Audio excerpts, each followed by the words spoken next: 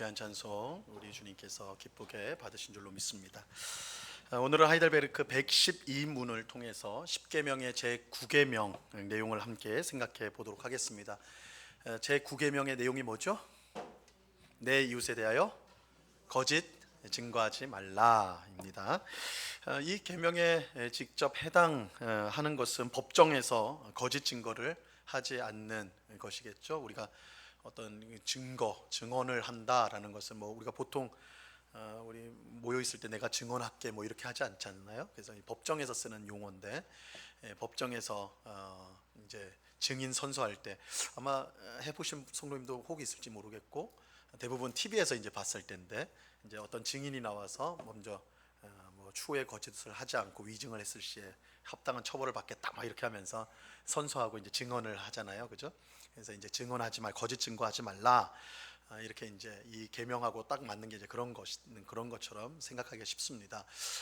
물론 그것까지 포함이 되지만 사실 제 9계명은 좀 더 폭넓습니다. 우리가 하는 모든 말과 관련된 계명이라고 할 수가 있습니다. 하나님의 백성인 우리는 어떻게 말을 해야 할까요? 거짓말, 거짓 증거를 해서는 안 되고 언제나 진실하게 말해야 합니다. 정직하게 진실하게 말해야 합니다. 자, 요리문답은 이 내용을 자세히 우리에게 설명을 해주고 있는데요. 우리 요리문답을 살펴보도록 하겠습니다. 내용이 좀 길어가지고 반으로 나서 오늘은 딱 한 문, 122문이 다예요. 그러니까 한 문이니까 한 문답이니까 그 대신 길어가지고 반으로 나눴어요. 한 개면 뭐 하나, 그죠? 두 개로 나눌 걸. 어쨌든 120분 한 분입니다. 제가 질문을 드리면 답을 해주시기 바랍니다. 112문 제 9계명에서 하나님께서 원하시는 것은 무엇입니까? 내가 어느 누구에게도 거짓 증언을 하지 않고 다른 사람의 말을 왜곡하지 않고 뒤에서 헐뜯거나 중상하지 않으며 어떤 사람의 말을 들어보지 않고 성급히 정죄하지 않으며 다른 사람이 성급히 정죄하는 데에도 참여하지 않기를 원하십니다. 자, 제9계명을 통해서 하나님이 원하신 것은 우리가 누구에게도 거짓 증언을 하지 않는 것입니다. 우리가 거짓 증언을 하지 말아야 되는, 거짓말을 해서는 안 되는 분명한 이유가 있습니다. 우리 주님이신 하나님께서 거짓이 전혀 없으신 진실한 분이기 때문입니다. 우리가 믿는 하나님이 진실하신 하나님이에요. 거짓이 전혀 없어요. 신명기 32장 4절 말씀입니다. 이 말씀 같이 읽어봅니다. 시작. 그는 반석이시니 그가 하신 일이 완전하고 그의 모든 길이 정의롭고 진실하고 거짓이 없으신 하나님이시니 공의로우시고 바르시도다. 하나님은 진실하시고 거짓이 없으시다. 그죠? 분명히 말하고 있죠. 그렇기 때문에 그를 믿는 우리도 똑같이 진실하고 거짓말을 해서는 안 되는 것입니다. 그것은 만약에 우리가 거짓말을 아무렇게나 하는 그런 사람이라면 우리는 하나님의 자녀가 아니라 우리가 말로는 우리는 하나님의 자녀다, 나는 성도다 라고 할지 모르나 우리가 거짓말을 그냥 아무렇지 않게 내뱉는 그런 사람이라고 한다면 우리는 하나님의 자녀가 아니라 실상은 마귀의 자녀인 것이죠. 하나님께 속한 자녀가 아니라는 것을 보여주는 것입니다. 그래서 우리는 언제나 진실해야 되는데 그것은 하나님께서 거짓이 없으신 진실하신 분이기 때문입니다. 자, 또 하나님은 우리가 다른 사람의 말을 왜곡하지 않기를 바라세요. 이게 이제 제 9계명의 뜻 중에 하나인데, 다른 사람의 말을 왜곡하기를 원치 않습니다. 우리는 다른 사람에게 들은 말을 있는 그대로 전하려고 노력을 해야 돼요. 그렇지 않고 의도를 가지고 말을 왜곡하면 잘못된 정보로 상대방을 어려움에 빠뜨릴 수가 있고 불필요한 오해를 만들 수도 있습니다.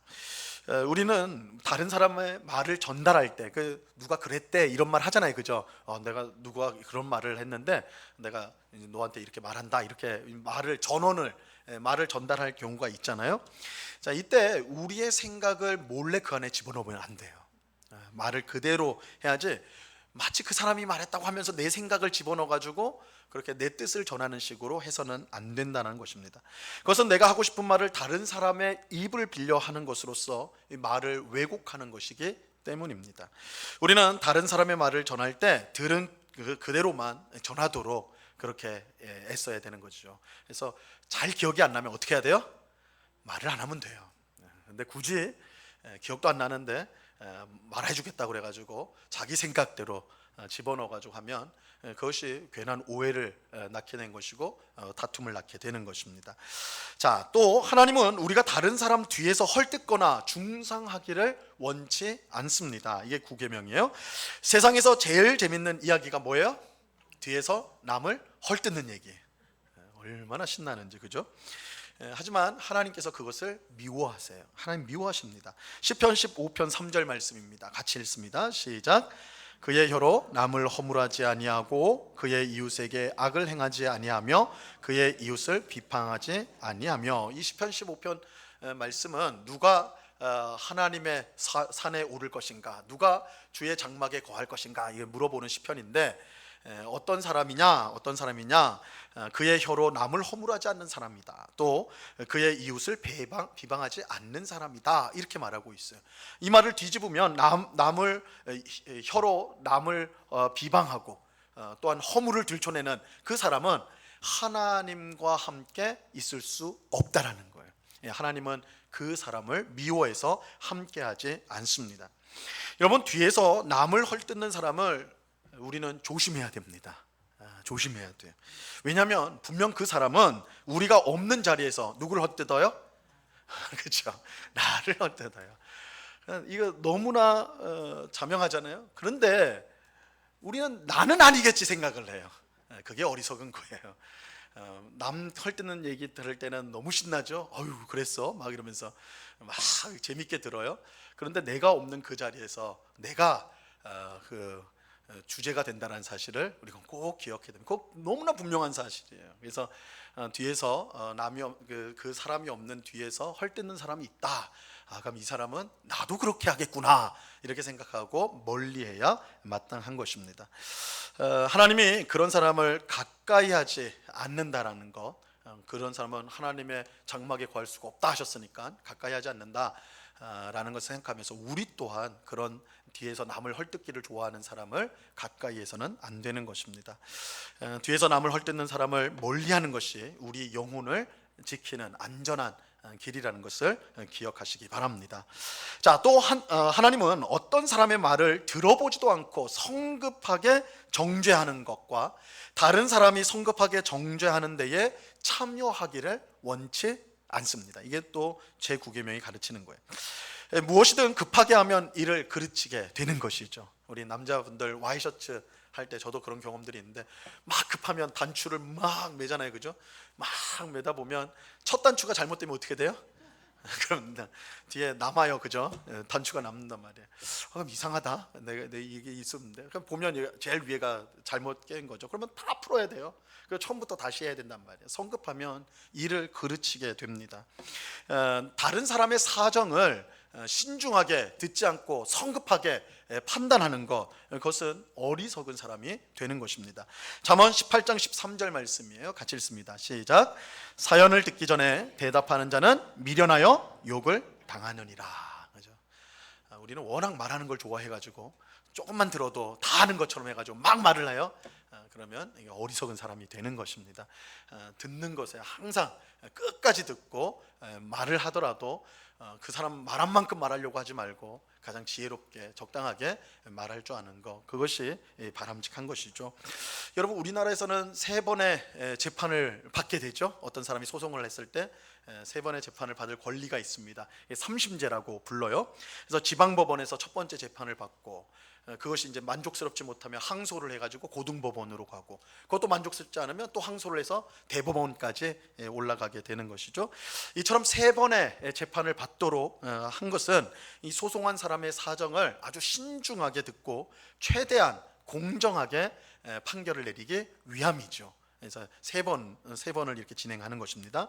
이 세상에서도 이와 같이 성급하게 판단하지 않고 신중하고 그래서 공정하게 하려고 한다면 하나님을 믿는 이 성도는 더욱더 신중하고 공정해야 마땅할 것입니다. 우리는 어떤 사람을 정죄하거나 판단할 때에 먼저는 신중하게 그 사정을 들어야 돼요. 그러니까 그냥 드러난 현상만 보고 어떻게 저렇게 엉터리지? 이렇게 하지 마시고 그 사람이 어떤 사정이 있는지, 어떤 형편이 있는지를 먼저 듣고 난 다음에, 그러면 대부분의 경우에는 납득이 가능하고 이해가 가능해. 아, 그렇구나. 근데 그렇지 않고 서둘러서 그냥 드러난 모습만 보고 그것을 정죄하고 야단치면 나중에 반드시 후회하게 돼요. 그러니까 항상 신중하게, 성급하게 판단하거나 결정하지 말고 신중하게 사정을 다 듣고 그 다음에 우리가 판단을 해야 한다는 것입니다. 자, 이제 두 번째 부분을 보겠습니다. 우리 구계명을 통해 하나님 원하시는 부분, 우리 답을 같이 읽겠습니다. 같이 읽습니다. 시작. 오히려 하나님의 놀라운 진노를 당하지 않기 위해 본질적으로 마귀의 일인 모든 거짓과 속이는 일을 피해야 합니다. 법정에서나 기타 다른 경우에도 나는 진리를 사랑하고 정직하게 진실을 말하고 고백해야 하며 할 수 있는 대로 이웃의 명예와 평판을 보호하고 높여야 합니다. 하나님은 제9계명을 통해 우리가 본질적으로 마귀의 일인 모든 거짓과 속이는 일을 피하기를 원하십니다. 그렇지 않다면 하나님의 무서운 진노가 임하게 될 것입니다. 이 모든 거짓과 속이는 일은 본질적으로 마귀에게 속했어요. 왜냐하면 마귀는 거짓의 아비가 되기 때문입니다. 요한복음 8장 44절 말씀입니다. 같이 읽습니다. 시작. 너희는 너희 아비 마귀에게서 났으니 너희 아비의 욕심대로 너희도 행하고자 하느니라. 그는 처음부터 살인한 자요 진리가 그 속에 없으므로 진리에 서지 못하고 거짓을 말할 때마다 제 것으로 말하나니 이는 그가 거짓말쟁이요 거짓의 아비가 됨이니라. 마귀는 거짓말쟁이고 거짓의 아비입니다. 그러니까 아버지라는 거예요. 거짓의 아버지라는 거예요. 그러므로 거짓말을 하는 사람은 뭐예요? 마귀의 자식이에요. 마귀의 자식이에요. 아까 처음에 제가 말씀드린 것처럼 거짓말을 아무렇지 않게 하는 사람은 하나님의 자녀가 아니라 마귀의 자식입니다. 왜냐하면 마귀야말로 모든 일에 거짓을 말하는 자이기 때문에 그렇죠. 마귀의 자식에게 하나님의 무서운 진노가 임한다는 것은 너무나 당연한 일입니다. 그래서 우리는 거짓말을 가볍게 여겨서는 안 됩니다. 남을 속이는 일을 그럴 수 있는 일이라고 쉽게 넘어가서는 안 됩니다. 우리는 거짓말쟁이 마귀의 자녀가 아니라 진리이신 하나님의 자녀이기 때문입니다. 우리는 자신의 이익을 위하거나 혹은 위기를 모면하기 위해서 거짓말을 해서는 안 됩니다. 다른 사람을 속이는 말을 해서는 안 되는 거예요. 혹 거짓말로 이익을 얻고 위기를 모면할 수 있을지 몰라도 결국은 그것은 하나님의 진노를 불러오는 일이 되기 때문에 그렇습니다. 그래서 우리가 거짓말을 보통은 어떤 위기가 닥쳤을 때 그죠? 모면하기 위해서 한다거나 내가 지켜야 될 이익, 내 이익을 붙들려고, 잡으려고, 놓치지 않으려고 거짓말을 하는 경우가 있죠. 그 당장의 순간은 거짓말로 모면할 수 있을지 몰라요. 그런데 하나님께서 그 거짓말에, 그 거짓에 무서운 심판을 내리시겠다고 말씀하십니다. 우리 그리스도인들은 뭘 두려워해야 될지를 알아야 되는 거예요. 뭘 두려워해야 될지. 그죠? 그래서 하나님의 진노가 더 두려운 거 아니겠습니까? 우리가 그것을 생각하며 순간의 위기를 모면하기 위해서 거짓말을 해서는 안 된다는 것입니다. 우리는 하나님의 자녀답게 언제나 정직하고 진실한 말을 해야 합니다. 자, 또 하나님은 법정에서나 다른 경우에도 우리가 진리를 사랑하고 정직하고 진실하게 말하고 고백하기를 원하십니다. 제9계명은 소극적으로 보면 거짓 증거, 거짓말을 하지 말라는 계명인데 적극적으로 보면 진리를 사랑하고 정직하게 진실을 말하도록 명령하는 계명입니다. 우리는 제9계명을 지키기 위해 진리를 사랑하고 또한 정직하게 진실을 말해야 합니다. 그것이 법원과 같은 공적인 자리든지 아니면 친구끼리 있는 사적인 자리든지 어느 곳에서나 똑같아요. 우리가 법정에서나 거짓말하면 안 된다. 왜냐하면 처벌을 받으니까. 그렇지 않아요. 거기 당연하거니와 우리가 친구 사이, 편한 사람들이 있는 또 가족 사이에서도 우리는 거짓말을 해서는 안 됩니다. 우리는 정치인들, 사회 지도층들이 뭐 청문회나 재판에 나와가지고 TV로 중계되는 경우가 있잖아요. 사회적으로 큰 파장을 일으킨 때 그거 보면 참말만 하나요? 정직하게 말해요? 아니죠. 우리가 보면 너무 뻔한 거짓말도 아주 너무 뻔뻔하게 하잖아요. 그죠? 좀 지나고 나면 다 드러날 일인데 그죠? 그 순간에 거짓말을 한단 말이에요. 그죠? 그 거짓말하면서 우겨요. 팍팍 우겨요. 그죠? 그렇게 명백한 거짓말을 하는 이유는요, 그들이 멍청해서가 아니에요. 그들이 바보라서 그렇게 하는 것이 아닙니다. 이 진리보다 자기 이익을 더 사랑하기 때문에 그런 거예요. 이건 내가 정직하게 말하면 다 잃어버릴 거예요. 내가 가진 걸 잃어버릴 거라 생각하니까 거짓말을 하는 거예요. 뻔뻔하게. 다른 사람들이 다 보이는데도, 명백한데도 거짓말을 하는 것입니다. 진리보다 자기 이익을 더 사랑하기 때문에, 그래서 거짓말을 해서라도 자기 이익을 지키고자 하는 거예요. 자, 이것은 신앙을 지키기 위해서 끝까지 거짓말하기를 거부했던 초대교회 성도들의 모습과 얼마나 대조적인지 몰라요. 초대교회 당시 로마 제국의 핍박이 굉장히 끔찍했습니다. 예수님을 믿는 이유 하나만으로 재판에 넘겨졌어요. 그러니까 오늘 우리 사회에서는 상상도 할 수 없는 일이에요. 여러분, 교회 다닌다고 경찰서에 잡혀가신 분 있으세요? 내가 예수 믿는다고 해서 재판정에 넘겨지신 분 있으세요? 없단 말이에요. 우리는 그런 사회가 아니에요, 그죠? 그런데 초대교회 당시 로마의 지배를 받고 있던, 로마 제국 안에 있던 성도들은 다른 게 없어요. 예수를 믿는다는 이유 하나만으로, 교회를 다닌다는 이유 하나만으로 법정에 넘겨졌습니다. 법정에 넘겨졌어요. 그리고 신앙을 포기하지 않으면 넌 죽는다, 사형에 처하게 된다, 협박을 받았습니다. 하지만 많은 성도가 죽음의 위협을 무릅쓰고 재판장을 향해 외쳤어요. 뭐라고 외쳤느냐? 두 단어예요. 크리스티아누스 숨이라고 외쳤어요. 크리스티아누스 숨. 크리스티아누스가 뭘까요? 그리스도인. 크리스티아누스 왜 이렇게 기냐? 근데 이게 남자, 여자는 뭘 것 같아요? 크리스티아나. 크리스티아누스, 남자 성도는 크리스티아누스 숨은 나는 뭐뭐이다, 그러니까 나는 그리스도인입니다. 크리스티아나 숨, 나는 그리스도인, 여자 그리스도인입니다. 이렇게 이제 고백을 하는 거예요. 그러니까 우리 그리스도인들이 이제 그 초대교회의 자료들 있잖아요. 이제 남겨진 자료들을 보면 당신이 누구십니까? 당신은 뭘 하는 사람입니까? 했을 때 그리스도인들이 뭐 복잡한 말을 쓰지 않아요. 딱 이 두 단어예요. 크리스티아나 숨, 나는 그리스도입니다. 이게 자신의 정체성. 근데 이것을 어디서도 고백했냐면 법정에서. 그것도 부인하면 바로 석방이 되고, 인정하면 사형을 받는, 그죠? 그런 상황 속에서도 그리스도인들은, 초대교회 성도들은 크리스티아누스 숨이라는 말을 담대하게 했습니다.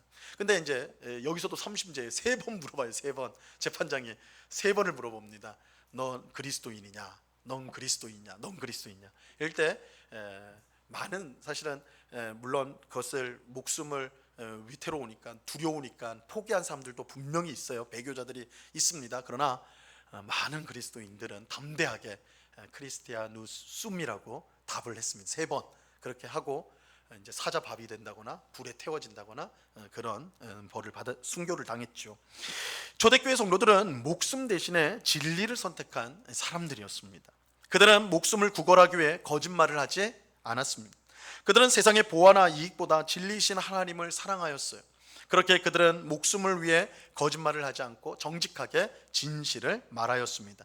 그들은 참으로 진리의 사람이었던 것이죠. 이 9계명을 순종한 것입니다. 자, 또 하나님께서 9계명을 통해 원하시는 것은 할 수 있는 대로 이웃의 명예와 평판을 보호하고 높이는 것입니다.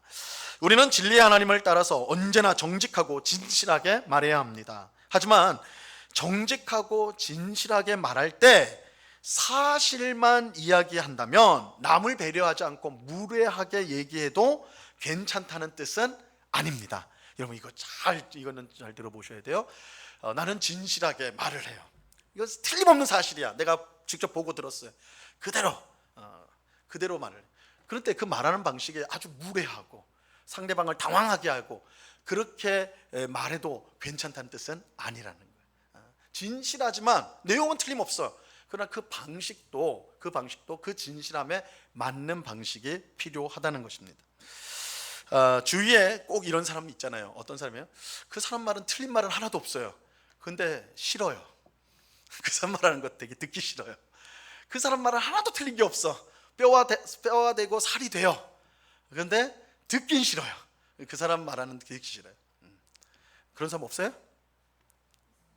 있는데 말하면 좀 들 것 같아요? 제 딸이 저한테 그래요.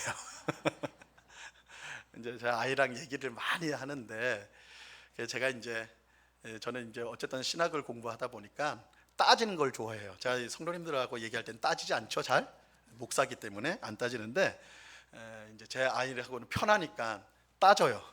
그래서 아이가 막 자기가 안 좋았던 얘기 막 하면 제가 하나씩 따집니다. 그러면 이제 아이는 자기가 분통해 가지고 말한 건데 사실은 제 결론은 네가 잘못한 것도 있다 이거거든요. 그러니까 아이가 분노해요. 그래서 아빠는 말하지 마, 입 닫어, 그냥 듣기만 해. 그런 얘기를 제가 많이 들어요. 그래서 아빠는 공감이 없어, 공감을 못해 이렇게 하건데 어쨌든 그러니까 맞는 말이에요. 틀린 말 하나도 없어요. 근데 듣기 싫은 말이에요. 그죠? 듣기 싫은 말. 우리가 그렇게 말할 때가 많아요. 우리가 진실한, 난 맞아, 이거 맞는 말이야, 그죠? 막 상대방이 기분 나쁘고, 아니 이거 맞는 말이야. 근데 아무리 맞는 말도 상대방을 불쾌하고 상대방의 명예를 깎아내릴 수가 있다라는 것입니다. 자, 그래서 우리는 진실한 말을 할 때 그 상황과 형편에 또한 걸맞게 말할 필요도 분명히 있습니다. 이것도 하나님의 말씀의 가르침입니다. 골로새서 4장 6절 말씀인데요, 같이 읽어봅니다. 시작. 너희 말을 항상 은혜 가운데서 소금으로 맛을 낸과 같이 하라. 그리하면 각 사람에게 마땅히 대답할 것을 알리라. 자, 말을 할 때 어떻게 해요? 항상 은혜 가운데서 소금으로 맛을 낸과 같이 말을 해야 된다, 이렇게 말씀하고 있어요. 자, 이 말씀은 성도가 믿지 않는 사람들에게 어떻게 말을 해야 될지에 관한 내용인데, 사실은 그 문맥을 보면 이방인들과의 대화 속에서, 믿지 않는 사람들과의 대화 속에서 어떻게 해야 되느냐인데, 아마도 이제 복음을 전하는 경우일 수 있는 거겠죠. 자, 이때 성도는 어떻게 말해야 되나? 항상 은혜 가운데 말해야 돼요. 이 말은 관대하게 말해야 된다는 거예요. 너그럽게 말해야 된다는 거예요. 막 사실을 만난다고 해가지고 아주 막 정확하게 막 지적하고 막 이렇게 하는 것이 아니라 관대하게, 은혜롭게 해야 된다는 것이죠. 자, 그러면서 소금으로 맛을 낸과 같이 해야 된다고 말하고 있어요. 이것은 상대방이 잘 받아들일 수 있도록 매력적으로 말해야 된다라는 의미예요. 그래서 이 말을 할 때 소금을 뿌리듯이 해야 된다라는 말은 당시 고대 사회에서 통용되던 속담 같은 비슷한 말이에요. 이거를 오늘날 우리가 소금의 역할을 생각하면서 막 하면 이거 좀 헷갈리게 됩니다. 근데 이 말은 매력적으로 말할 수 있습니다. 아주 매력적인, 위트 있고 또 사람의 마음을 즐겁게 하면서 말을 해야 되는, 이게 이제 소금을 뿌리면서 말을 해야 된다, 이 뜻입니다. 여러분, 우리가 이제 복음을 전할 때요, 믿는 사람, 이제 믿지 않는 사람 앞에서 탁 얼굴 딱 1대1로 만나가지고 그 앞에서 예수 천다, 불신지요, 이러면 돼요, 안 돼요? 됩니까, 안 됩니까? 믿지 않는 친구 여러분 앞에 딱 세워놓고요, 앉아놓고 차 마시면서 갑자기 예수 천다, 불신지요, 이러면 됩니까, 안 됩니까? 된다는 거야, 안 된다는 거야? 안 돼요? 왜요? 진리인데. 진리 아닙니까? 예수 믿으면 천당 가고 안 믿으면 지옥 가잖아요. 진리잖아요. 진리면 해야죠. 해도 되는 거 아니에요? 안 되죠. 그죠? 안 되죠. 아마 상대방이 놀래가지고 다음 말 듣기 전에 바로 나가버릴 거예요. 그죠? 그를 도망갈 거예요. 아무리 진리라도 은혜롭고 관대하게, 그리고 매력적으로 전해야 되는 거예요. 그래야 상대방의 마음을 얻을 수가 있는 것입니다. 아무리 옳은 말이라도 상황과 경우에 맞지 않으면 상대방을 곤란하게 만들 수가 있습니다. 우리는 이웃의 명예와 평판을 보호하고 높여야 해요. 그러기 위해서 말을 가려서 할 줄 알아야 하는 것입니다. 그래서 우리가 말을 잘한다는 것은 말을 많이 한다거나 또한 그냥 많이 웃긴다, 그렇게 하는 걸 말을 잘한다 하지 않죠. 경우에 맞는 말을 하는 것을 말을 잘한다고 하는 것입니다. 골로새서 4장 16절 말씀이 그 뜻이에요. 관대하면서도 매력적인 말을 해야 된다. 그 때에 맞는, 상황에 맞는 말을 해야 된다라는 것이죠. 사실 성경은 우리가 하는 말에 대해서요, 얼마나 무서운 말씀을 많이 하는지 몰라요. 이 성경에 우리가 하는 말, 혀로 말하는 것에 대한 경고가 굉장히 많이 나와 있습니다. 잠언서라든지 지혜서들에 대해서는 굉장히 많이 나와 있는데, 특별히 이 신약 성경의 지혜서라고 할 수 있는, 잠언이라고 할 수 있는 야고보서에서 이 문제를 많이 다루죠. 야고보서 3장 8절에 보면요, 이렇게 말씀합니다. 같이 읽습니다. 시작. 혀는 능히 길들일 사람이 없나니 쉬지 않은 악이요 죽이는 독이 가득한 것이라. 혀를 통해서 나오는 말이 얼마나 무시무시한지 아세요? 쉬지 아니하는 악이다, 그죠? 죽이는 독이 가득하다라는 거예요. 문제는 혀를 길들일 사람이 아무도 없다는 것입니다. 이건 아무리 훈련해도 되질 않아요. 아무리 훈련해도 이 혀를 훈련을 시킨 사람은 없어요. 그래서 우리 정치인들이 그렇게 노련하고, 그죠? 나이가 많은 7, 80대 되는 노련한 산전수전 다 겪은 정치인도 말 한마디 때문에 완전히 나락에 빠지는 거 보잖아요, 그죠? 말 한마디 잘못해가지고 그러니까 혀를 길들일 수가 없는 거예요. 막 수십 년을 연단해도 훈련시켜도 순간 이 혀를 잘못 놀려가지고 완전히 몰락하는 경우들이 있다라는 것이죠. 여러분, 몽둥이를 맞은 상처는요 며칠 지나면 사라지게 됩니다, 그죠? 멍들었다가도 사라지게 돼 있어요. 하지만 말로 받은 상처는 평생 갈 수가 있습니다. 그죠? 어릴 때 받은 부모님이 한 아주 상처 주는 말이요 평생 그 사람을 괴롭힐 수가 있는 거예요. 믿었던 친구에게 들었던 말 한마디가 평생 아픔이 되는 경우 얼마든지 있을 수가 있습니다. 그래서 우리는 절대적으로 조심을 해야 돼요. 우리 입에서 아무 말이나 나오도록 내버려둬서는 안 됩니다. 우리는 다윗이 했던 기도를 함께 해야 됩니다. 시편 141편 3절입니다. 같이 읽습니다. 시작. 여호와여, 내 입에 파수꾼을 세우시고 내 입술의 문을 지키소서. 내 입술에 파수꾼을 세워야 돼. 지키는 사람 세워야 되는 거예요. 내 입술의 문을 지켜야 됩니다. 어리석고 미련한 말이 나오도록 그냥 내버려 두면 안 돼요. 가족과 이웃과 성도를 죽이는 말이 나오도록 내버려둬서는 안 되는 것입니다. 여러분, 우리의 말에는 힘이 있어요. 그래서 우리의 말이 누군가에게는 살 힘을 줘요. 정말 죽고 싶다 그런데 누군가의 격려를 듣고 응원을 듣고 그래, 내가 살아야지, 내가 오늘부터 다시 힘내야지, 그런 경우가 있어요. 반대로 우리의 말이 누군가를 절망에 빠뜨리는 경우가 있습니다, 그죠? 우리의 말을 듣고 깊은 상처 속에 고통당하는 경우들이 생긴다라는 거예요. 하나님은 우리가 이 땅에서 한 말을 심판하시겠다라고 분명하게 말씀하셨습니다. 마태복음 12장 36절 말씀입니다. 같이 읽습니다. 시작. 내가 너희에게 이르노니 사람이 무슨 무익한 말을 하든지 심판날에 이에 대하여 신문을 받으리니. 이거 굉장히 무시무시한 말씀이죠. 우리가 무슨 무익한 말을 하더라도 그 말에 대해서 책임을 물으시겠다라고 주님께서 말씀하십니다. 우리가 이런 것을 기억한다면 사실 우리가 말하는 것이 굉장히 조심해야 된다는 것을 알 수가 있는 것이죠. 하나님은 제9계명을 통해 우리에게 거짓 증거, 거짓말을 하지 말라고 분명하게 명령합니다. 오히려 우리는 모든 일에 정직하여 진실한 말을 해야 합니다. 또 이웃을 깎아내리고 비방해서는 안 되고 오히려 그들의 명예와 평판을 높이고 또한 귀하게 보호해야 하는 것입니다. 이것이 제9계명에 순종하는 성도의 삶인 것입니다. 하나님이 우리에게 주신 입을 통해서 항상 진실한 말이 나오고 가족과 이웃, 성도를 살리고 높이고 격려하는 말이 나올 수 있기를 바랍니다. 우리의 입이 그렇게 되기를 우리가 소원하셔야 됩니다. 간절히 원망해야 됩니다. 우리의 입술이 정말 옆에 있는 성도를 살리고 우리 가족들에게 격려가 되고 또 모르는 사람을 만났을 때도 우리의 말 때문에 힘을 얻게 된다면 그거 얼마나 보람찹니까? 얼마나 복된 일입니까? 우리는 입술로 또한 복음을 전하지 않습니까? 그죠? 우리의 입이 얼마나 중요한 기관인지 몰라요.